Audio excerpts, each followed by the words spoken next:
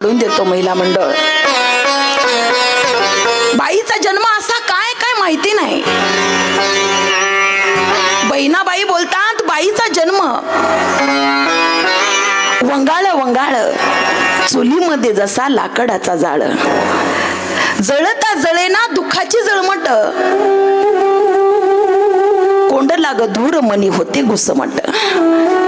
काही गोष्टी सांगता येत नाही महाराज. हे स्त्री जीवन आहे. समाजाच्या इज्जतीसाठी, स्वतःच्या इज्जतीसाठी तोंड दाबून बुक्क्याचा मार अशी काही पद्धत असते. काही घरांमध्ये ती बाई इतकी खानदानी स्त्री, सांगू मी तुम्हाला, जी की खरंच खानदानी आहे, ती बाहेर पाऊल नाही टाकत महाराज. तिला विचार येतो माझ्या मायबापाची इज्जत आहे, मी म्हणजे माझ्या मायबापाची इज्जत आहे, मी म्हणजे माझ्या नवऱ्याची इज्जत आहे, आणि मी जर यांच्या पुढे पाऊल टाकला तर एका क्षणात इज्जत जाईल. महिला मंडळ, ज्या दिवशी त्या कुमारिकेचा साखरपुडा होतो ना, त्या दिवशी तिला काही जे आपल्या गळ्यामध्ये हातामध्ये जे अलंकार आहेत ना महिला मंडळ, याचा अर्थ आहे.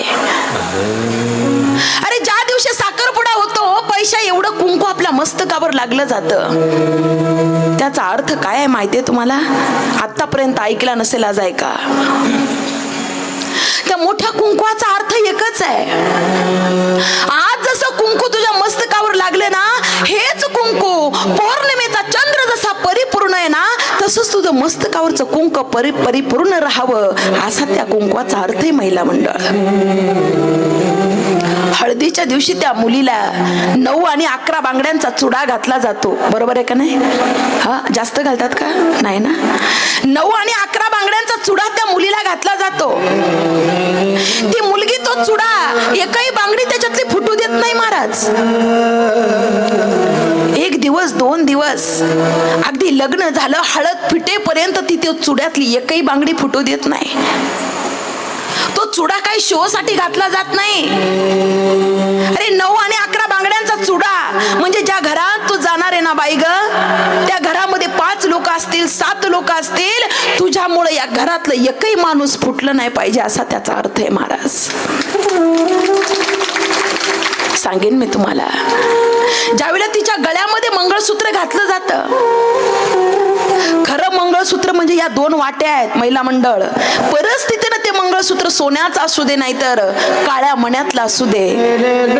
सोनारांना नाही ठरवायची आपल्या नवऱ्याची फॅशन, सोडा हो फॅशन सोडा.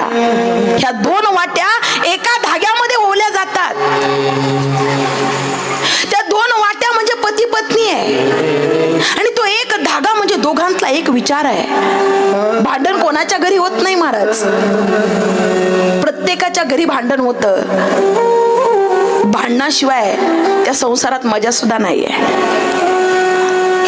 एका क्षणी भांडावं, दुसऱ्या क्षणी हसावं, हा संसार आहे. 4-4 दिवस आबोला धरून काय मिळवायचंय? काय माहिती कोणता क्षण शेवटचा येईल आणि घेऊन जाईल. का बोला, कशा करता समजून घ्यावं, बोलावं, आणि खूप रडावं महाराज, माझं मत आहे. हृदयात ठेवू नका गोष्टी, साठवतात. साठवलेल्या पाण्यामध्ये किडे पडण्याची शक्यता असते. शेवाळ होतं त्या साठवलेल्या पाण्यामध्ये.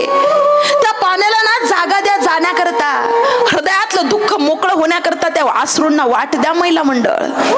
हृदयामध्ये साठवून जी माणसं ठेवतात ना, त्यांना अटॅकचे प्रमाण जास्त येतात.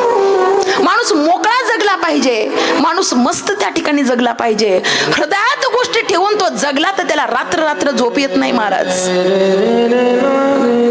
अरे त्या 2 वाट्या महिला मंडळ, त्या 2 वाट्या म्हणजे पती पत्नी आहे, आणि तो धागा म्हणजे एक विचार आहे.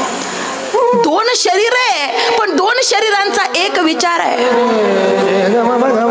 अजून एक माफी मागून बोलते, कदाचित माझा अधिकार नाही बोलायचा, पण तुम्ही सगळे माझ्यावर प्रचंड प्रेम करतात. मी ज्या व्यासपीठावर बसते ना, या व्यासपीठावर ताईची नामची ओळख आहे, हे एकनभर साईडला सोडा. मला बंधन येतं खूप. जिथं ओळखीची माझी माणसं तिथं मला बोलण्याला हिम्मत नाही होत महाराज. मी एवढ्या ताकदीनं बोलू शकते अनोळखी लोकांच्यात, आपल्या लोकांच्यात नाही. जीव लावणाऱ्या माणसांच्यात बोलण्याला हिम्मत नाही होत महाराज. आज 4था दिवस आहे, 7वा दिवस आहे, उगवणार आहे ना, मी इथून त्या ठिकाणी निघून जाणार आहे. ह्या सगळ्या आठवणी घेऊन बरं का लक्षात घ्या. पुढचा प्रसंग सांगेन मी, ज्यावेळेला गळ्यामध्ये पैंजण, पायामध्ये पैंजण घातली जातात ना, 2 पैंजण पायामध्ये घातली जातात साखरपुड्याच्या वेळेला, बरोबर ना. ठीक आहे, एक पैंजण म्हणजे सासरची इज्जत आहे आणि दुसरं पैंजण म्हणजे माहेरची इज्जत आहे. महिला मंडळ माफी मागून बोलते. एक पैंजण म्हणजे सासरची इज्जत आहे आणि दुसरं पैंजण म्हणजे माहेरची इज्जत आहे. अरे ज्या गावात, ज्या वस्तीवर प्रपंच करत असताना चुकून जरी पाऊल चुकला तर एकाच वेळेला सासरची आणि माहेरची इज्जत धुळीला मिळणार आहे, हे लक्षात ठेवायचं मायबाप. हे अलंकार भगवंताने आपल्याला असंच नाही बनवलं. विश्वकर्म्याने ज्यावेळेला स्त्रीला बनवायला वेळ लावला ना, ब्रह्मदेव भगवंताला विचारतात, देवा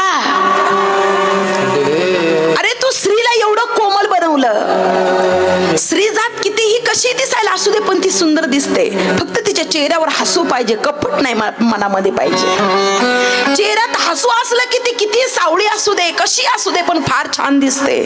सौंदर्य, मला वाटतं हे सौंदर्य नाही, मनाचं सौंदर्य लय महत्वाचं आहे महाराज.